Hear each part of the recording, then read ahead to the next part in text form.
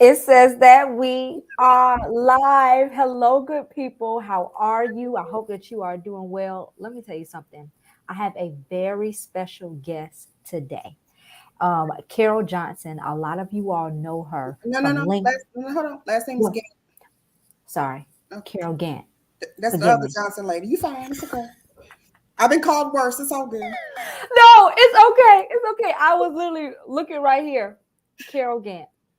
You all have seen her on LinkedIn, and you also have seen her at the side of my Facebook community. And we are just going to hop into it. We are going to talk about how digital and social media is really changing news production. So, Carol Gant, I really want you to talk about a little bit about yourself and just give us some background history. Okay, so Carol Gant, originally from the South, born and raised in Alabama, Texas, and Louisiana. Been in this industry since 1996, my sophomore year in college. Mm-hmm. This industry chose me. I did not choose it. Mm-hmm. Started out in pre-law, ended up in TV, did local news, ended up at CNN, did a couple of things. I was at CNN for 14 years, left there to go into management a little bit, and now I am up here with Roland in DC. That's amazing. Originally, I thought you were in Atlanta. I was. I moved Okay. here in 2021, in May of 2021. Okay, okay. And if you see me looking down, that is because I am sharing this.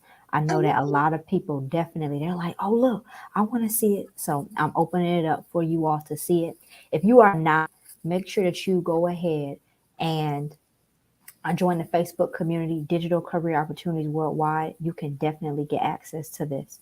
I want to ask you a little bit about this. I know that you work with college students and the news industry has changed really like within the last, 5 to 10 years. Hmm. What can early career professionals do to prepare for this industry now? Prepare to be coachable. Prepared to, I need these students to be humble. I need them to come in to be willing to learn. And I get here's the issue that I have. It's just me, my issue. Mhm. Everybody wants to be on camera, so they feel like put getting on YouTube, doing a little Facebook live, that makes you a journalist. It absolutely does not. Mhm. There are skills, interviewing skills, ethics, and things that you have to learn in order to be a great journalist, if that's what you want to do. I need people to understand that you don't come out of college on the anchor desk making six figures. Mhm. That doesn't happen. So I just need people to be realistic um, coming into this and understand that there is an absolute process to getting to where they want to be. You know what? And process is a really good word because we live in this microwave generation. And if I don't have it now, or if when I upload it, if it didn't hit 1,000 likes, I did something wrong. Right. So I want to ask you, in terms of technical skills, there's so much TikTok, YouTube. These job descriptions are requesting a lot from people. Hmm. And job seekers, they're asking me, okay, so what do I need to hone in on? So, what technical skills do you think somebody straight out of college needs to have? I'm going back to the basics. You need to learn how to shoot. You need to know the three basic forms of shots: close up, medium, and wide. Hmm. Right? Because now you have them. I'm saying like this, like I'm that old. When I started, it was called one man band. Hmm. That's the same thing as a multimedia journalist. Because what do? They shoot, edit, write their own stuff. So in order to do that, you're going to need the basic skills to do so. Now, with that being said, those basic skills can show you how to shoot compelling video for the TikToks, for the YouTube, for the Right. FaceTime. So it's all basic. Once you get the basics done, the other things will follow. Now, one of the things that, especially when I work with a lot of college professors, they talk about, basics. And now most of the students, because they see all of this on, YouTube, they're like, well, do I need to even, let's, write? Do I need to really do this? Is it all about just caption writing? But then there's another portion of that, which is AP news producing writing. And as a supervising producer, I know that you have been really in this field for almost, can we say about over 10 years? We can go with 10, but you can add another 16 to that, but that's okay. Okay. Okay. I didn't want to, because see, one thing I didn't want to do, oh, she been in this field for over 20 years. That's fine. I own it. I own it. But again, I lucked up and snuck into an internship my sophomore year in school. Right. So I've been doing it. That's fine. I own my years, every last one of them. When you are really reviewing, early students writing, what are some problems that you're seeing? Subject verb agreement. Okay. Passive, writing passively. Spelling, comprehension are some of the biggest things because, for the most part, unless I can't even say that, for most part, you are comprehending information that you're given. I need to know that you can understand the information that you were given in order to tell me the story. Right. Right. So we have different types of writing. So I'm primarily broadcast writing. Then you have people who come from the digital newspaper world. Right. We are telling the same story. However, I only have 15 seconds to tell mine. You have 300 some odd lines, right? And translate that's different timing. So taking that newspaper article or AP Wire story and being able to condense it enough that you can comprehend that I can tell the story, writing it, and it makes sense. Mm-hmm. So those are some of the things. Comprehension is wonderful. Need that as well, but it's how do you write? Are you understanding how to write in a conversational tone? Conversational tone isn't always a complete sentence in TV. Right. Right. I can say, look at this. Then it's like, look at what? Right. So then you're writing it to flow in the way that you're wanting people to grab their attention and understand what you're saying. No, I agree 100%. Because, and I bring it back to social media because that's what we're on 80% of the time. We're scrolling, we're going through, and we're like, wow, this person put one quote and they got all of these reactions. Well, how come I didn't get that same with the news story? And it's breaking it down to news is a little bit different than entertainment and social media content creation, just depending on what we're talking about. Crystal Horn, she's actually based in Atlanta. She's in the communications field. She said this is something that she's working on now and pertaining to the writing. How can people practice? There are several things you could do. You could go to a newspaper website. Ms. Horn, you're in Atlanta, go to AJC. Go to, oh my God, why can't I think of this? The Voice.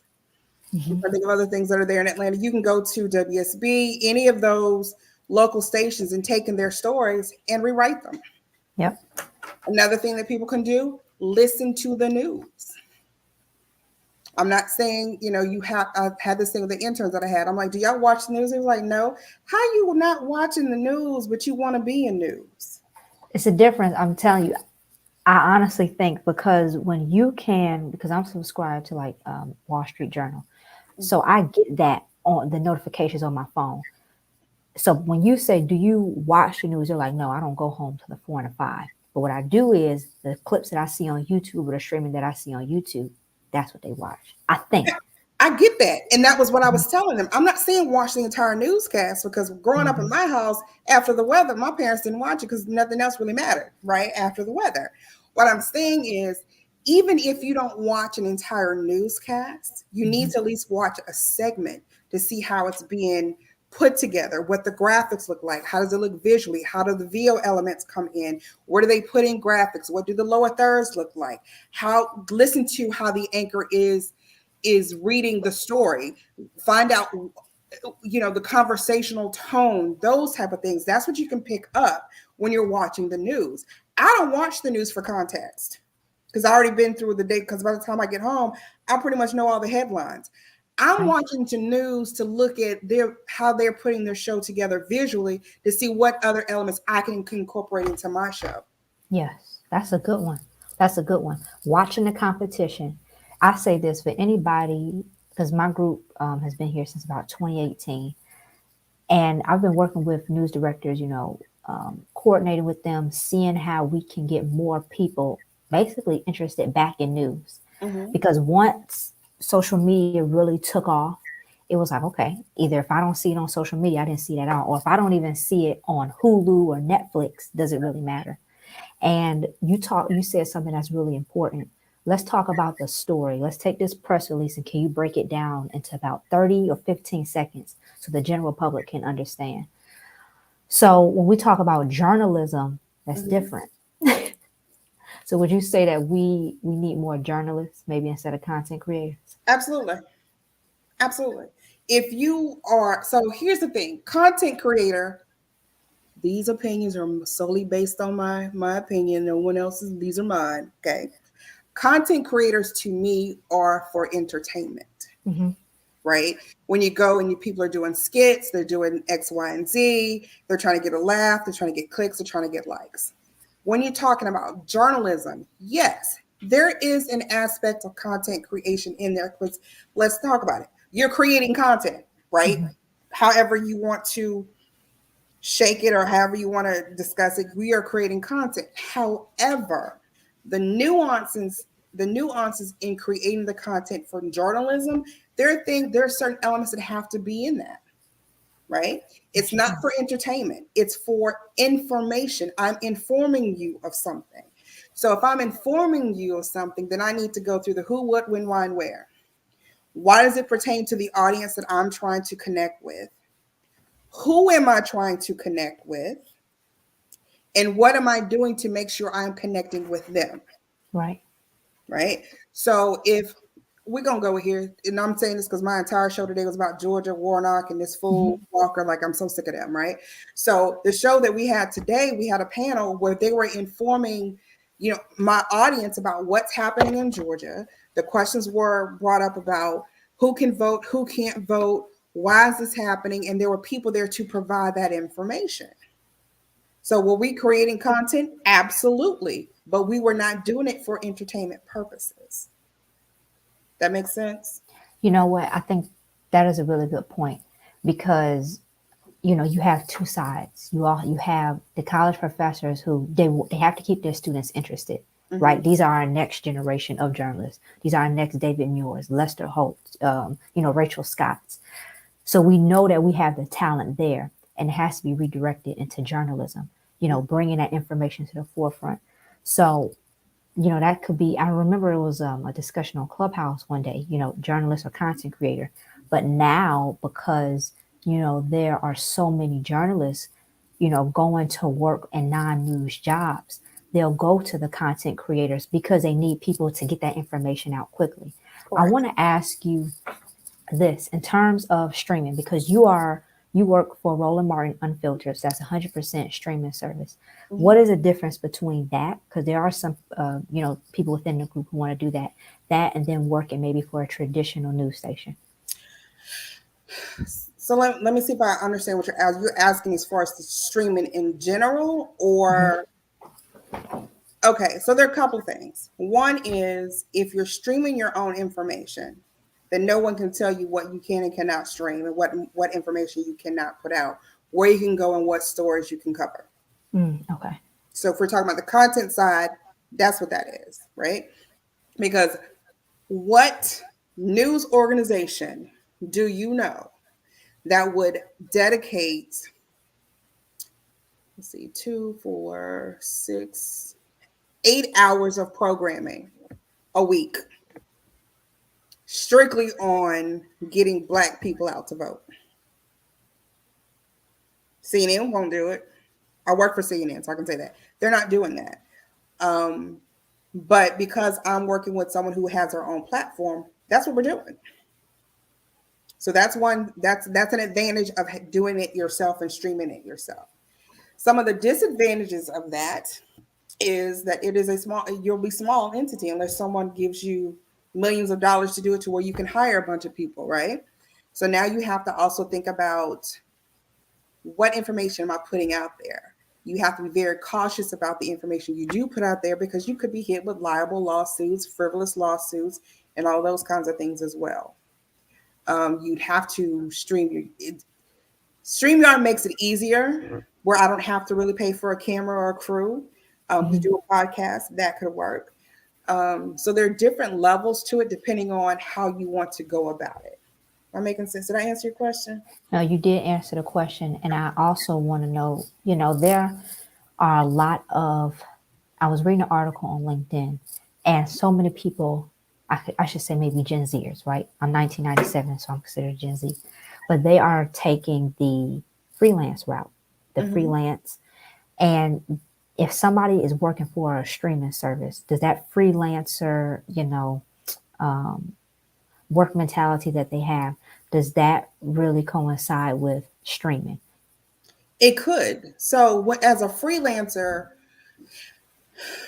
you're going into an already established sect or an established Right. environment, right? So, as a freelancer, you have the choice to align yourself with organizations that are in line with what you do and what you believe in. So I'll give you an example. I give examples about me all the time. So before I left Atlanta, I was freelancing with Georgia Public Broadcasting. I couldn't go in with a rogue mentality because I'm being inserted in something that's already established. Now I could bring my skills and my expertise into that and kind of shape it a little bit how I work to the extent that they allowed me to. But I'm still stuck under their rules, regulations, and how they work as a freelancer. That makes sense. It does. A lot of people, ask, well, hey, Kamar, I want to work a remote job, right? DCOW is about you finding your next job or you obtaining the skills to get that next job. And Hmm. it's also like a talent portal for people to come and find others. And they want to work remote. They want to do the freelancer route because in addition to working maybe with you, they also want to work with three other people. Hmm. And I would definitely say if you want to take that freelancer route, just make sure if it's a contractual obligation, see what the stipulations are, see if you can, have some wiggle room in there. And I would definitely say make it happen. I want to go into Q&A a little bit. I know we have some people on YouTube, LinkedIn, and Facebook watching. So Hey, hello. y'all. Yes, and hello to our Twitter friends. Anthony Nichols, he's in Virginia. He says good evening. I'm going to pull him up.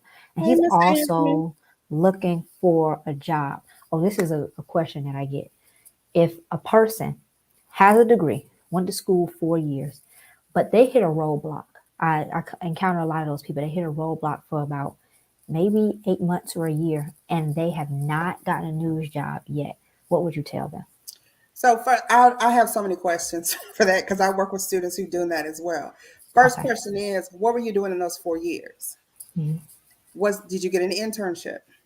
What happened in that internship? Right?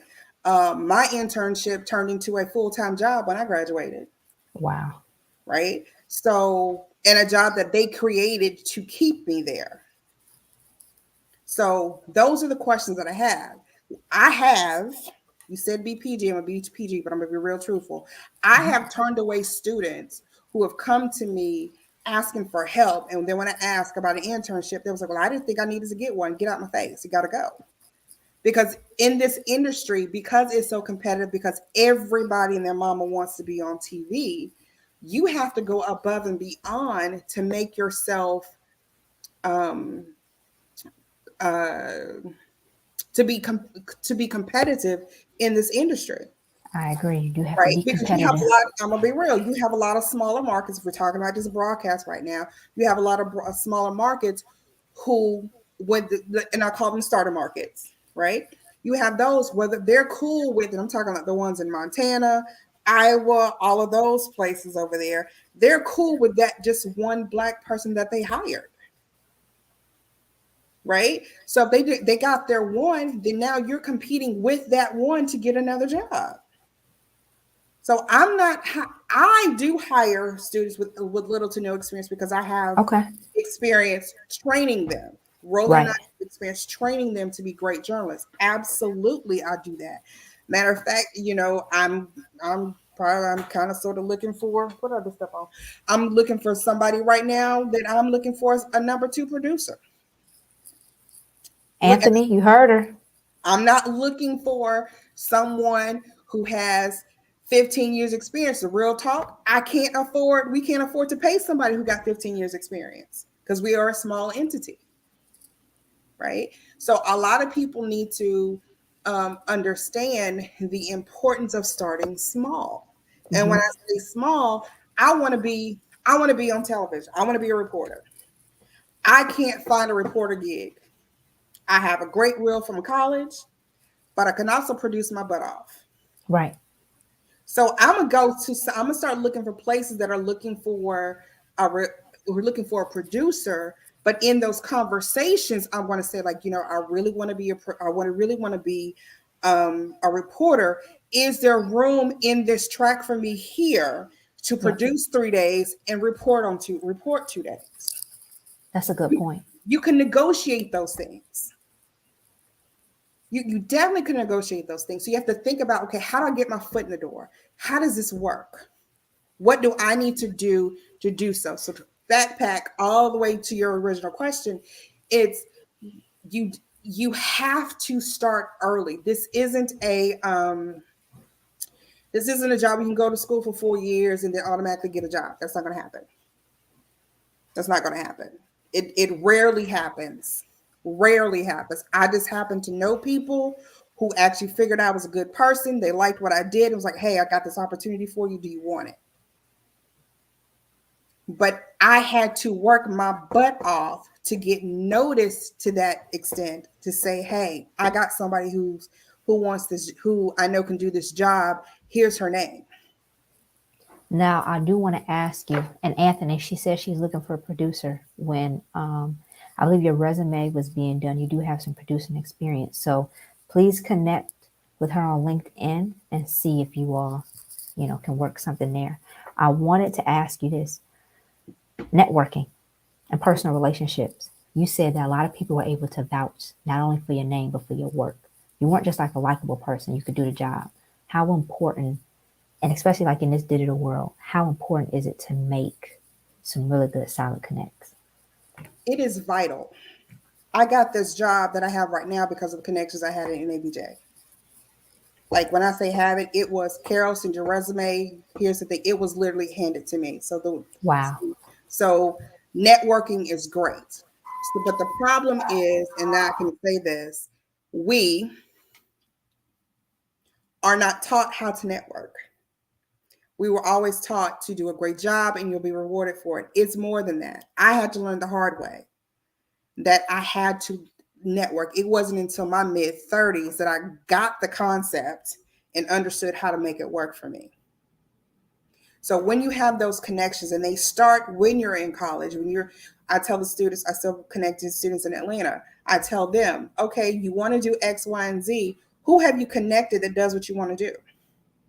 What people don't understand is sometimes, I know it feels like, oh my God, they're on TV. They're not going to talk to me.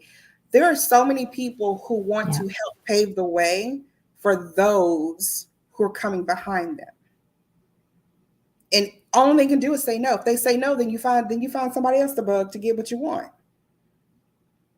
So it is vitally important to seek those relationships, make those connections, and keep up with them.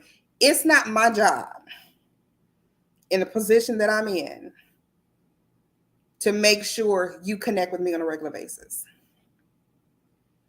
There are some students that I connect with every night, and if they cross my mind, I was like, hey, I hadn't heard from you. Everything okay?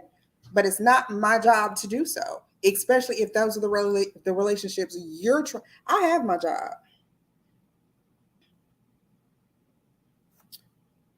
You good? I'm gonna tell you. No, Okay. I'm gonna tell you this.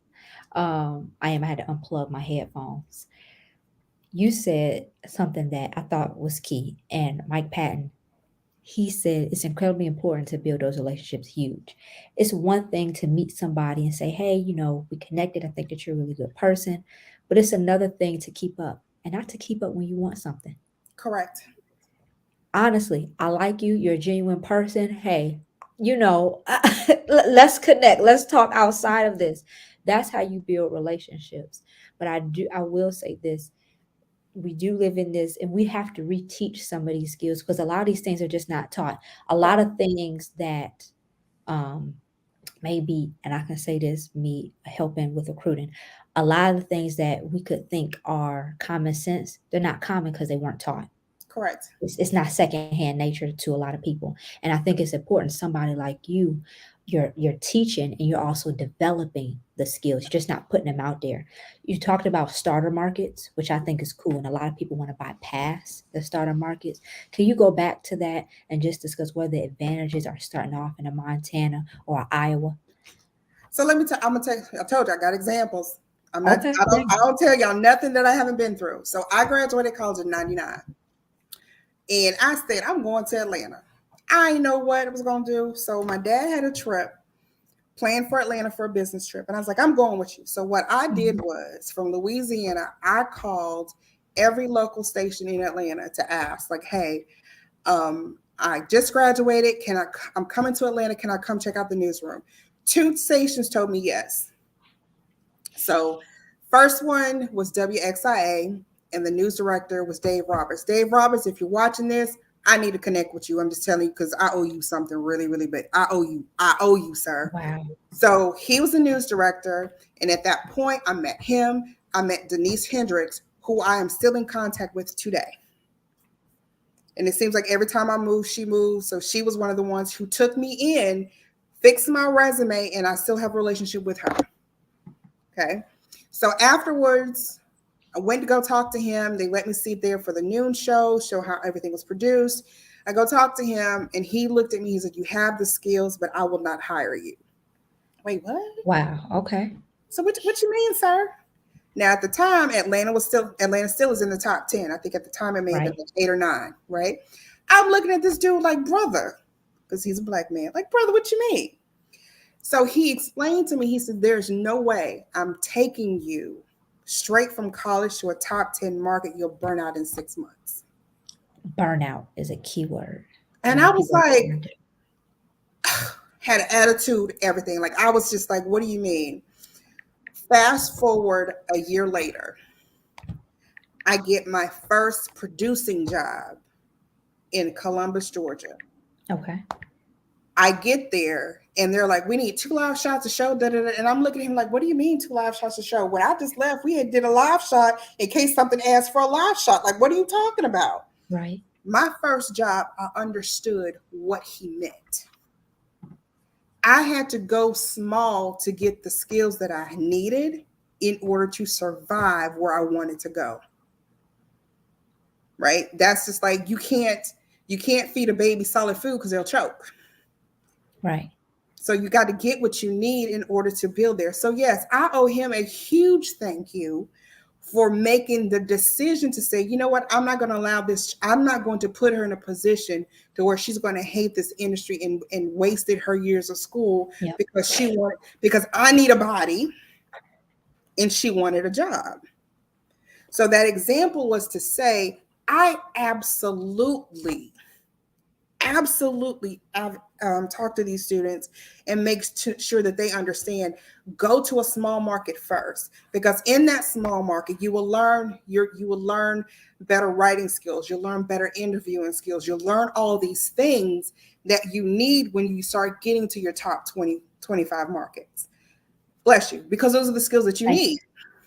Right? You can't go to a top 10 and I never sat down. Let's be real. Top 10, I'm interviewing A-list celebrities. If I don't know how to do that as a producer, now I got my station looking crazy. I'm looking crazy, and now I don't have a job.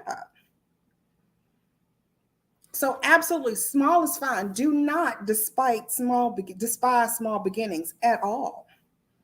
Because there I learned how to write, to shoot, interview, leadership skills, because in small markets you do everything. I learned how to edit. Don't ask me how to do fancy stuff right now because I edit tape to tape, but that's a whole nother conversation. Learn how to edit, learn how to do all of those things. Learned how from my news director. Learned how from the number one anchors. Learned everything that I needed that I could go to the next step for. Absolutely start small. Because when you're small, when you start in small, the mistakes are expected. That is very true. You get paid for the mistakes. And I'll say this. I started off small market. I was blessed to do my internship in Birmingham, you know, and for 3 years because I went through the Emma Bowen Foundation. Hmm. I understand my journey was a lot different than people. So started off as a sophomore, and before I even graduated college, I started my position, right? So that's what really, started propelled me to do the Facebook group because I understood that a lot of people who are seniors, and we also have to look at background. They Correct. weren't getting the internships even in a local area. So I said, okay, well, let's take you on a journey with me so we can all learn. Yeah. um, but starting off in a small market, when you do get paid X amount of money, they are paying for the mistakes that you make. Hmm. Now, I will say, people like even you, I would consider somebody like you who paved the way. You went from this market to that market.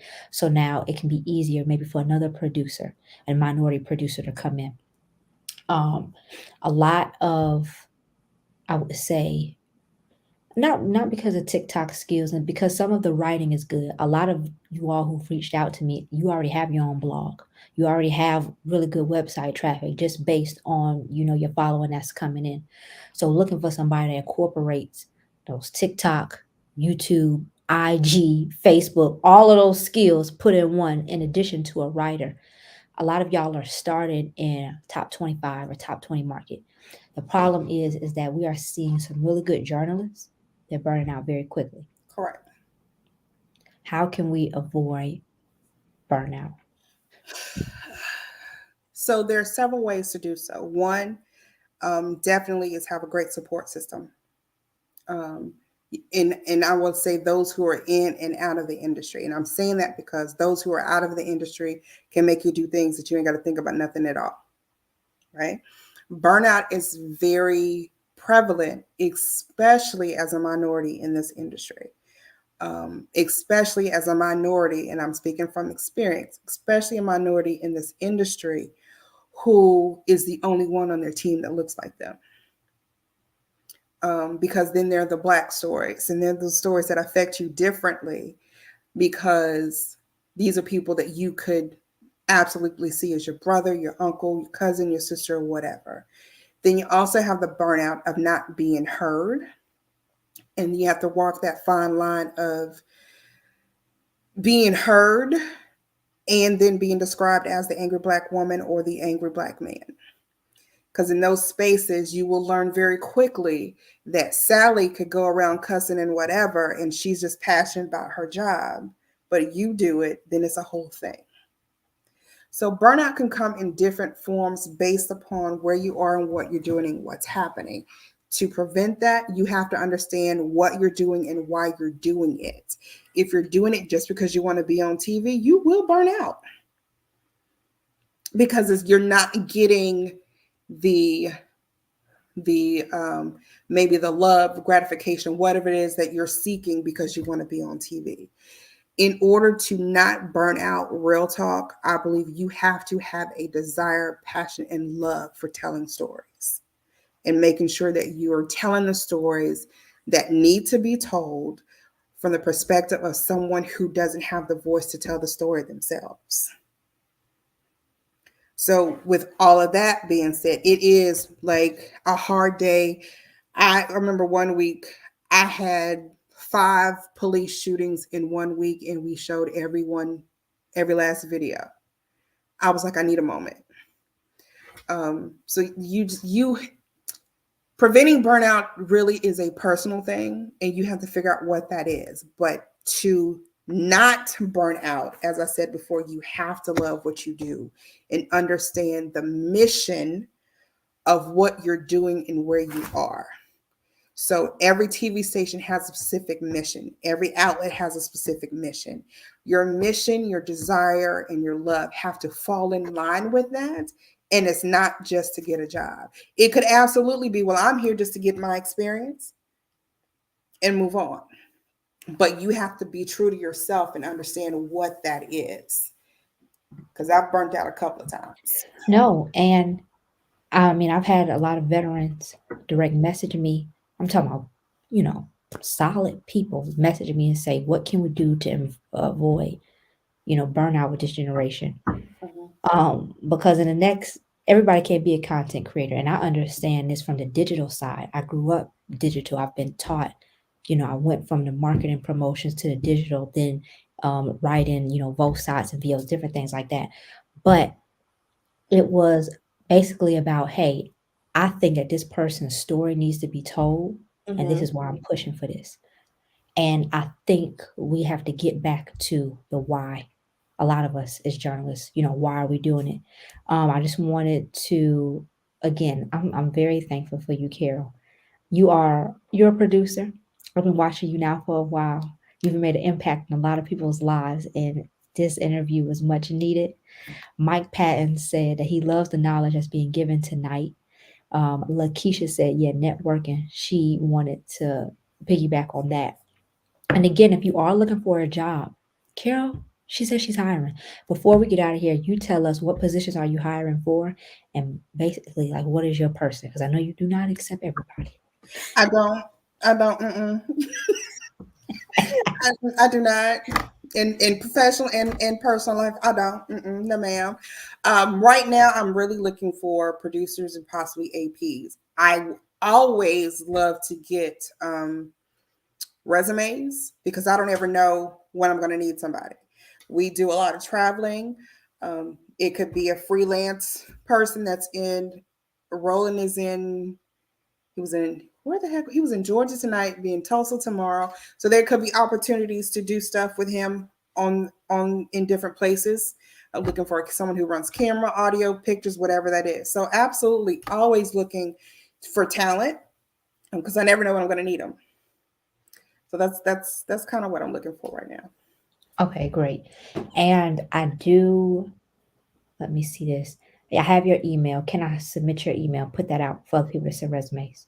Yes, ma'am. You'll be okay. Oh, and are these positions, are they freelancers? Do they have to move to DC? So the producer position absolutely needs to be in DC. Okay. Absolutely. So the other stuff like camera, videographers, all that kind of stuff, they can be remote, freelance. It'll be freelance, but I can't say remote because that's not true. It'll be freelance based as far as need is concerned, right? So let's say I know we're going to Timbuktu to shoot whatever that we need to shoot, do a live show or whatever, and my crew here can't go. We're always looking for people there that can fill in with those skills. Got you. Okay, cool. Yeah, so we can definitely get you some freelancers. Again, Carol, thank you. Thank You you got so wait, hold much on. for Did you this. ask all your questions? Oh, yeah, I asked my questions. Okay, I'm just making sure because if you have more questions, you can ask. Go ahead. Oh, let me tell you something. I get my questions asked, and then we do the Q&A. No, I just I'm just saying, Look, you had me rushing home and things, so I'm just to make sure you I got told everything you you need. 9. You said, Kamara, I'll be there around 8:50. I said, cool. Told you I was coming in hot. I'm just saying. There Okay. you go. Do you have anything else you want to tell people? We have a mixed group. There are people who are always looking for a job. They're not on contracts. They're like, Kamara, hey, I just want to always send you my resume, once a month, just to let you know. And then we have people who, they're coming up on um, basically some contracts and they might want to look at something new. So do you have anything you want to tell people? What I'll say is this. I've said it before. Understand, resign to the fact of why you're doing this. It's not about likes, because I don't be in front of the cameras. I don't. That ain't my mission. That ain't my ministry. I stay behind the scenes because that's where I do my best work. Um, so if you know what you're doing and why you're doing it, everything else will come to you.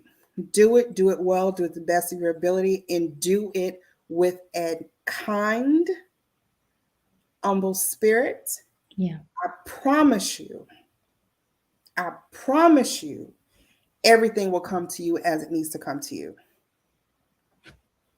I'm gonna put that quote on my wall. I'm gonna go back and get that. Go ahead, bro. Go ahead. You can have it for $19.95. You can have it. I'm joking. You can have it. I'll put that quote on my wall because we often forget kindness. And again, I worked at ABC, in New York. I worked in some very fast-paced environments and on some, heavy issues. Mm-hmm. But at the end of the day, you recommend people, and I mean, there have even been jobs, news directors that say, "What do you really think about this person? Like, give me your honest thoughts." I say, "No, so and so was really good," and they say, "Okay," then they get the job offer. Right. Right. So you have to do things with tact. Let me tell you this, and this is no lie. My brother. So, and here's the thing. Here's a key, because you never know who knows people. You never know that. My brother was working. I forgot what company he was working for. I don't remember if it was Disney. I don't remember if it was the Golf Channel. It was somewhere. I think it was the Golf Channel. And he got pulled into this interview with this girl who I had issues. No. Let me rephrase. A girl who had issues with me. Oh, okay. Oh, okay. Right. She had issues with me. I mean, she was just nasty for no reason. Oh, right. okay. Just like nasty for no reason. Right. And my brother called me and he said, "Hey," he didn't preface anything. He was like, "Hey, do you know such and such?" I was like, "Yeah, I know to be. What about her?" That's the first thing I said. He was like, "Well, she's not getting an interview." I was like, "Wait, what happened?" Like, I didn't even know that's why he was calling me, but he knew we worked in the same place. And he was like, "Hey, maybe my sister knows her. Let me get the real on her." So that's not true. I lied. He did have the interview, and he did the interview just to see what she would say about me. So I'm saying that to say, absolutely be kind to people across the board, whether they can do something for you or not, because you never know who they know. No, I'm glad that you shared that story. If you see at the bottom, I see Jaslyn. Jaslyn. I see Miss Jaslyn. Jaslyn actually, she worked at a station. She's a really good news producer. She's been connected to the group, I think, since I started in 2018. So she's been pretty consistent. And she's really started getting to like the digital and social media. And I believe based on this question, she wants to get back into the business. What advice would you give, Jaslyn? I would say, what type of social media producing are you talking about? You're talking about news, you're talking about PR, you're talking about like what does that look like? Right? Then I would absolutely connect to someone who's doing that to make sure that you have the skills that you need, or find out what you're missing. Work on those and then figure out how to find the best fit for you with what it is that you want to do. And I hope that makes sense. No, I think it does. And also, there are some people. Have you ever taken a break and then came back, or if you've always went straight through? So it wasn't a break that I wanted to take. Okay. I'll say that. I'll say this. So I was with CNN, and then I was with the court TV unit, that they at some point decided we no longer wanted to do this. So I did not have a job. Okay. And it was, it wasn't that I was a bad employee. My entire unit got disbanded. However, it was difficult for me to find another job within the company at that time, because there wasn't a position that suited me the best. I see. That was in the time where I thought I was a team player, but I really was not. Mm-hmm. And that was the time that I learned I wasn't a team player, and the time that I had to learn how to be a team player. And once I got that, I easily got back in and was back in, promoted within 6 months. You know what? You brought up one word. And hi, Jaslyn. I'm glad that your questions got answered. Anybody else who's watching, I know we're streaming in different areas. I see the questions, so feel free to drop them and we will get them answered, okay? I do want to ask you this. A lot of people got laid off, Meta layoffs, Twitter layoffs, without getting into the detail. And then there were some people, I believe in 2020, media layoffs took a hit. There are a lot of people who are sending me their resume. They want to know, like, what do they do? What advice would you give to somebody who just got let go and it's not their fault? Child, pray. I mean, it's like that's all I could do because I knew it wasn't me. It was like, okay, what is my next step? What do I need to go? Guide me in this. That is, if you're spiritual, I'm telling everybody, don't be talking, that's on you. Whomever you pray to or whatever you believe in, that's what I did. It was like, okay, you shut that door. This mortgage, you got to get paid. So what we gonna do? How do I navigate through this? And I got tons of job suggestions from my circle. They're like, Okay. hey, I think you'd be good for this. Hey, try this. Or we got this position open. I was lucky enough to be able to still freelance at CNN every now and then. And while I was freelancing, knowing that wasn't permanent, that's when I started making other relationships. And those relationships ended up getting me back in the door full time. Right. So you went back to your relationships. So Oh, absolutely. if any of you have laid off, even the people who are on YouTube, if you're, watching this and you see this, go back to your inner circle. I hate to say it, but I know this is a reality with some people. If your circle has been laid off, you all know somebody who's a recruiter. Get on LinkedIn, find out, have somebody review your resume, and you will get a job soon. Take a moment, understand it's not your fault, and then get back out there and then get a job. Mike Patton said, for someone who is taking an unorthodox route, and your journey is not in media at a young age, what advice would you give? And he's MMJing, doing his podcast, things like that. That's a good question. It's a great question. And I've dealt with a lot of people who've done that, run across a whole lot of people who've done that. I would suggest linking up with a church that has maybe a media department to get some experience there. It's all about finding the experience so where you can get the skills you need to get to do what it is that you need to do. So it's like me saying, oh my God, I want to be a heart surgeon. So I'm just going to start going cutting up hearts. No, that's not how that works. Like this, that's not how it works, right? So I have to go back to the basics to learn the basic things in order for me to go the new direction that I want to go. So that's what you want to do. Make up your mind, come up with a plan, find some people that are in the industry or that lane that you want to get in, start making those making those relationships and go from there. The church that I was a part of when I was in Atlanta, we had a whole media department.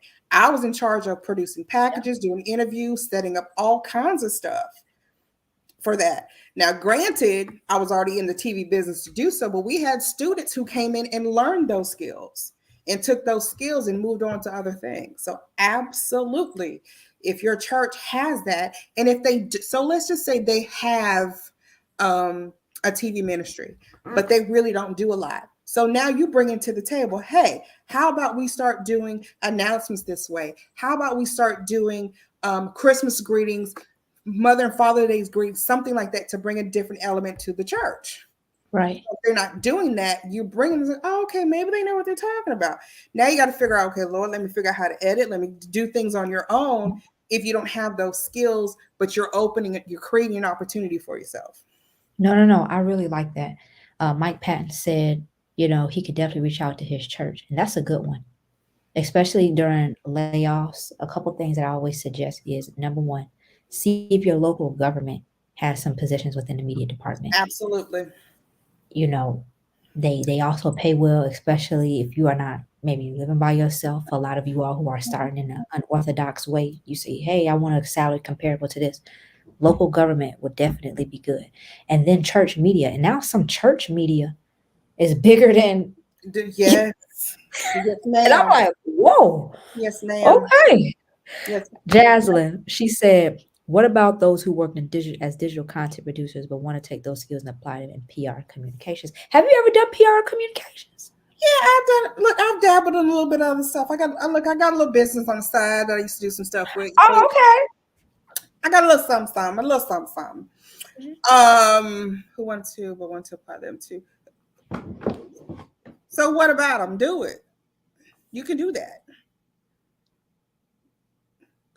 She's asking, can she take those web writing Absolutely. skills and take them to Absolutely. PR? Okay. Absolutely. Because in those PR skills, what you're doing, you got to promote your clients, right? Right. So, in promoting your clients is more than just a press release. You have to do with the EPK. Is it called EPKs? They're called EPKs. You have to do those. You have to put out reels. You have to put out one sheets. Absolutely.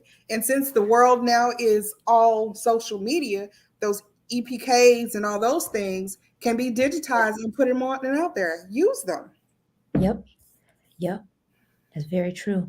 If you haven't already, for all of the people who are watching, please go ahead, like this and share this. I'm gonna give you a couple seconds to do that. And Carol, I think that's really good because nowadays it's just not, hey, can you write? Even as a communication specialist for the healthcare department, they're like, hey, we need you to post on social. We need you to actually get some people to retweet this. Be active. That's a really good question. And then our last one is from Mike. He said he's been producing for over 2 years, cutting video. Oh, and he's definitely building his resume to get experience. So anything, would you consider volunteer work, church, even government? Would you put all of those on your resume? Would you accept that as a hiring manager? Absolutely. Okay. Absolutely. Because whether you get paid, so back in my day, I didn't get paid for an internship. There was no such thing as paying for an internship. I had to get a part-time job just to sustain while I was there doing my Christmas break and summers so I could have food and gas. So I had essentially two jobs when I was interning. Oh, Um, wow. Absolutely put that on there if and only if the experience that you have that you're getting from those positions are important to the position that you're hiring for, right? So if you are freelance or volunteering, I'm weird, so I'm just going to say something out there. If you're volunteering about putting shoes in a row, right? You putting that on your resume for me has nothing to do with what I need you to do, unless you write it in a way that you putting them shoes on a row, matching by colors, by whatever, is demonstrating your organizational skills, and you got that resume that's written like that. I may take that, but if what you're doing, shooting video, um, editing, voiceover, whatever that is that's pertaining to what job you're looking for, absolutely put it on there. Mike Patton, I don't think we were on the same age, but that's okay. That's all right, bro. Oh my God. If there's still a 1-9 in the year you was born, we could talk. But if not, then we all right. Listen, I'm with the baby boomers, the millennials, and Gen Zs. We all got something in common. Yes, ma'am. Heartbeat. Well, yes, we do. well. Okay, I'm gonna give you all one more chance. He said he's born in 1982. Oh, you about my sister's age. Okay. Okay. You still remember Saturday morning cartoons? I'm gonna Okay. give everybody one more chance. Our Facebook, Twitter, YouTube, and LinkedIn family. You all make sure you like and share this. Thank you all for everybody who has tuned in. And Carol is also hiring. So I am going to put her email up. You know what I might do? Are y'all hiring a lot of positions? Roland Martin, are you? Nah, not right now. Like I said, I'm specifically looking for my number 2 producer. That's what I'm specifically looking for. I may be able to get away with another AP. I don't know how that's looking right now, but definitely need another producer. Okay, cool. Because I was gonna, I have a newsletter that goes out to like a large group of people, and if you were heavily recruiting, I was gonna send it out to everybody. Okay. Yeah, I'm not heavily recruiting right now, but I got that one spot that Okay, cool. I absolutely need. Okay, cool. Again, thank you everybody for joining. Carol, thank you for staying back and answering some questions. You're welcome. Hey, look, You've helped so many people. I do what I can when I'm asked sometimes. So yeah, it's all good. It's all good. And yeah, they can hit me up on LinkedIn. Mhm. I check it. There are some people that I don't respond to because I'm like, what you want? But if you say that you saw this this wonderful fellowship that we've had, I'll definitely reach out and respond. So yeah, everybody can hit me on LinkedIn if you have any other questions, concerns, praise reports, all that good stuff. Oh, so you breaking it down like church praise report. Oh, that's I end every meeting like at the every morning meeting. I end it like that with any because I need to be sure everybody knows we can talk about any and everything across the table. We have any concerns, praise reports, complaints. What you got? Let's get it all out on the table because we got work to do. So yes, I'm You know ready. what, Carol? We might do a workshop, Oh, okay, a writing that's fine. or producing workshop because I think that'll work. If you want us to do a workshop, Mike Pat said he's going to connect with you on LinkedIn. If Okay. you want us to do a workshop, I want you to just to hashtag workshop wherever you're watching from. Based on that, that'll let me know if we should do one. So I'm going to get the community to participate. If you want us to do a workshop, again, hashtag workshop. I'm going to let you go, Carol. It has been a great time speaking with you tonight. Yes, ma'am. You didn't know what you was gonna get, did you? You had no idea. No, I do.